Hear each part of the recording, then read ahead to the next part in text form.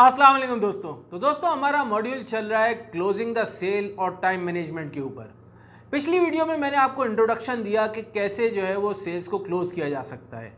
अब इस वीडियो में मैं आपके साथ शेयर करूंगा वो टेक्निक्स जिसके थ्रू आप सेल्स को क्लोज कर सकते हैं। दोस्तों दुनिया में समझ लें कि हंड्रेड्स ऑफ टेक्निक्स हैं जिससे सेल्स को क्लोज किया जा सकता है, लेकिन रिसर्च के मुताबिक 90% जो सेल्स क्लोज की गई उनमें ये 7 टेक्निक्स यूज़ की गई।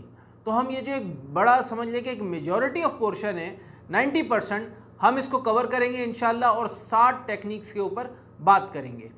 तो इसमें जो सबसे पहली टेक्निक मैंने इसमें निकाली और यहाँ अपने पास उसके नोट्स बनाए वो है इन्विटेशनल क्लोज। देखिए इन्विटेशनल क्लोज का क्या मतलब होता है कि जब आप समझ लें क्लोजिंग की तरफ हैं तो आप अपने कस्टमर को इनवाइट करते हैं। किस तरीके से कि सर जो मैंने आपको अपने पूरे प्रोडक्ट और सर्विसेज के बारे में बताया है सब कुछ, आपको कैसा सेंस आ रहा है इसके बाद। अगर सामने से कस्टमर ये बोलता है इट्स प्रीटी गुड, तो फिर आप उसको इनवाइट करते हैं कि sir why don't you try it, this is called invitation. जब आप उसको इनवाइट करते हैं, याद रखें कि जब भी कोई कस्टमर आपकी प्रोडक्ट को या सर्विस को बाय करता है ना, तो एक स्ट्रेस लेवल तो होता है उसके ऊपर क्योंकि उसको बाय करना है। तो वो जैसे ही आप ये एक ऐसा सॉफ्टेन क्वेश्चन रखते हैं ना, एक इन्विटेशन उसके सामने रखते हैं कि sir why don't you try it, तो क्या है कि उसके लिए डिसीजन आसान हो जाता है और उसका स्ट्रेस जो है वो रिलीज़ हो जाता है। अब मिसाल के तौर पे आप किसी सर्विस की अगर बात करते हैं, देखिए सर्विस में क्या होता है कि जब वो आप उसको बोलेंगे ना तो आप उसको कहेंगे कि सर आप हमें ये मौका दें कि हम आपको ये सर्विस प्रोवाइड करें। तो उसका मतलब ये होता है कि आप उसको ये बता रहे हैं कि सिर्फ मैं ही नहीं बल्कि मेरी पूरी ऑर्गेनाइजेशन आपको जो है वो सर्व करेगी इस सर्विस के लिए। तो जब आप इस तरीके से उसको इनवाइट करते हैं तो उसके लिए डिसीजन लेना आसान हो जाता है और सेल्स को क्लोज करना भी आसान हो जाता है। इसमें जो दूसरी टेक्निक मैंने निकाली है वो है प्रेफरेंस क्लोज की। अच्छा, इसकी मिसाल ज़रा घर से स्टार्ट करते हैं। अगर कोई मिसाल के तौर पे आप किसी घर के फ़र्द के पास जाएं और उसको चॉकलेट आइसक्रीम दें और कहें तुम ये चॉकलेट आइसक्रीम खाओगे, तो उसके पास क्या ऑप्शन होगा कि हाँ या ना, समथिंग और नथिंग।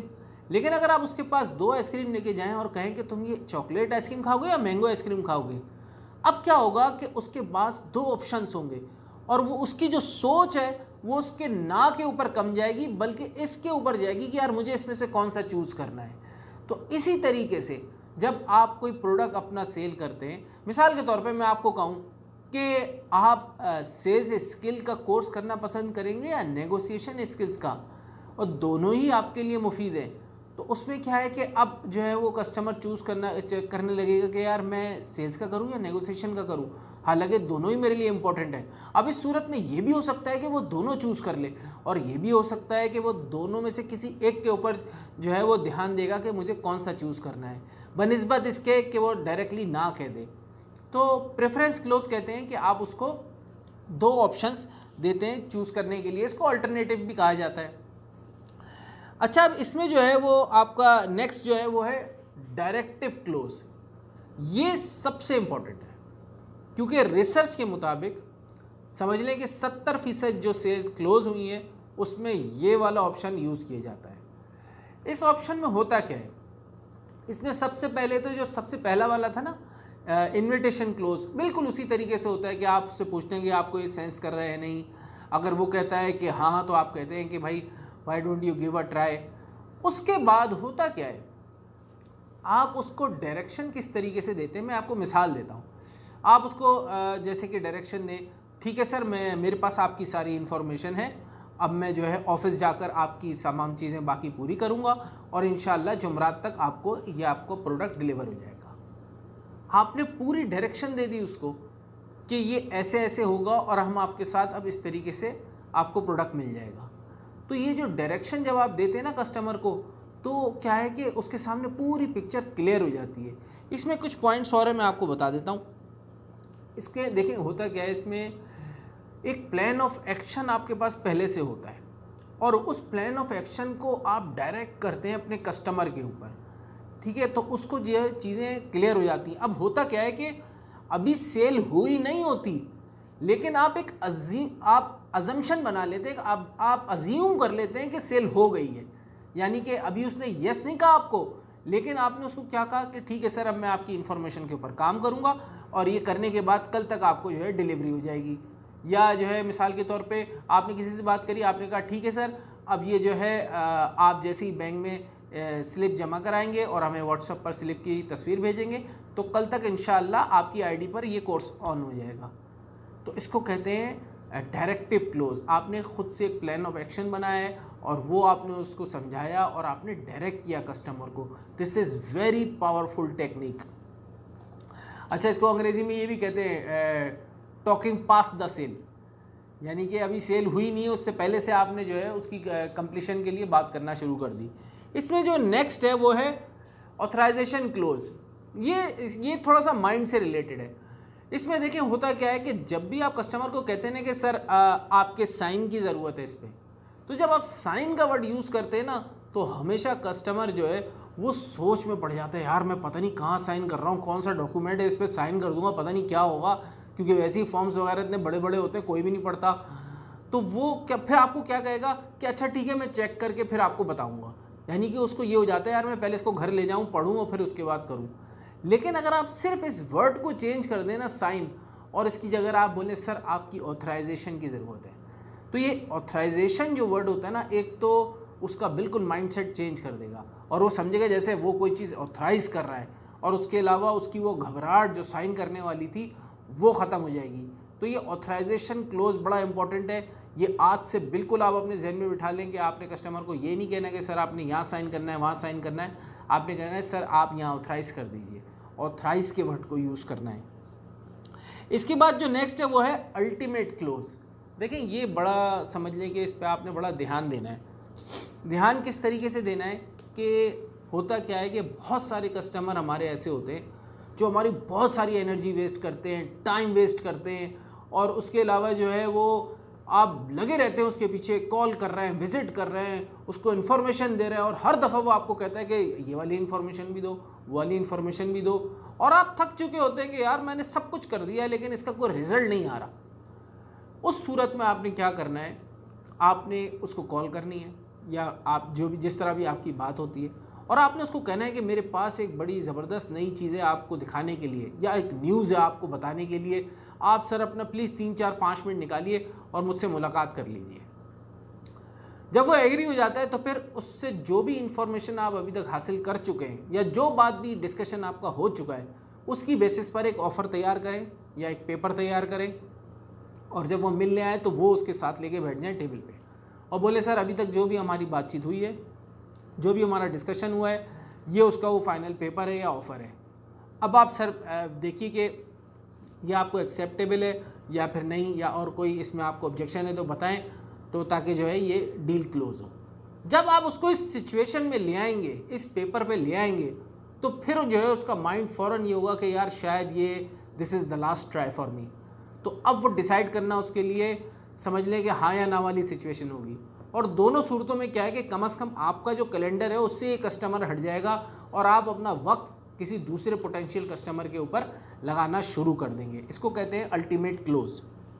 उसके बाद की जो टेक्निक है वो है आपकी सेकेंडरी क्लोज की। सेकेंडरी क्लोज में ये होता है कि कभी कभी आपका जो प्रोडक्ट या सर्विस होती है वो उसकी या तो प्राइस ज़्यादा होती है या और कोई ऐसा मसला होता है जिसकी वजह से कस्टमर जो है वो कंफ्यूज हो रहा होता है कि यार मैं इसको लूँ या नहीं लूँ। आखिरकार बाइंग डिसीजन है ना यार। तो मिसाल के तौर पर गाड़ी की मिसाल लेते हैं, तो आप गाड़ी के लिए क्या कह सकते हैं, अगर आप गाड़ी के ऊपर आप कहेंगे कि सर जब आप ये गाड़ी ले लेंगे तो मुझे बताएं कि 6 महीने के बाद या 1 साल के बाद आप कौन सी सर्विस लेना पसंद करेंगे। आप इसमें जनरल के टायर लेना पसंद करेंगे या फिर टोयोटा के टायर लेना पसंद करेंगे। तो आपने क्या हुआ, एक सेकेंडरी ऑप्शन उसके सामने रख दिया। अब मिसाल के तौर पे ऐसा भी हो सकता है, आप कहेंगे सर जब आप ये हमारा सॉफ्टवेयर ले लेंगे तो आप क्या चाहेंगे कि हमारी कंपनी आकर उसको इंस्टॉल करे या आपका अपना IT डिपार्टमेंट है वो इसको इंस्टॉल कर ले। तो जब आप उसको सेकेंडरी ऑप्शन देते हैं तो उसके फिर हाँ या ना से या उसके जवाब से आपको ये अंदाज़ा हो जाता है कि ये मेरी जो सेल है किस पोजीशन पे है और वो क्लोज़ होने जा रही है या नहीं, ये उसको ख़रीदेगा या नहीं लेगा। तो ये बड़ा इंपॉर्टेंट है, ये इससे आपको अंदाज़ा हो जाता है आपकी सेल का कि वो क्लोज़ होने जा रही है और क्लोजिंग करने में आसानी हो जाती है, कस्टमर की विलिंगनेस भी पता चल जाती है। अब इसमें जो नेक्स्ट है वो है the objection close. Objection close ये है कि देखें कस्टमर, मैं ये समझता हूँ कि कोई भी ऐसी सेल नहीं होती जिस पे ऑब्जेक्शन ना हो। ऑब्जेक्शन तो होता है कस्टमर को। अब हमें पहले तो ये रियलाइज़ करना होता है कि क्या आया वो ऑब्जेक्शन है या कंडीशन है। उसमें जैसे मिसाल के तौर पे मैं समझता हूँ 2 वर्ड ऐसे हैं, कुड एंड वुड। ये बड़े इस्तेमाल हो सकते हैं, बड़े काम के वर्ड हैं। जैसे मिसाल के तौर पे कस्टमर आपको कहता है कि मुझे तो भाई ये चीज़ जुम्मे तक चाहिए, लेकिन आप कह रहे हैं कि 1 महीने में मिलेगी, तो इसलिए जो है वो मेरे लिए मसला हो रहा है। अब आपने क्या कहना है कि इफ़ वी कुड अरेंज, ठीक है ना, आपने कुड का इस्तेमाल किया, या आप उसको उर्दू में भी कह सकते हैं कि अगर हम जुम्मे तक इसको अरेंज कर दें, so would you buy it, तो क्या आप उसको ख़रीद लेंगे। तो आपने अब क्या किया कि एक ऐसा पॉजिटिव सीन उसके सामने रखा कि उसके किए गए ऑब्जेक्शन के वो मसला ही ख़त्म हो गया। अगर वो कहता है कि अगर आप ऐसा कर देते तो मैं ख़रीद लूँगा, तो इसका मतलब है कि आपको पता चल गया कि बाइंग डिसीजन तो हो गया है, अब कुछ ये ऑब्जेक्शंस हैं।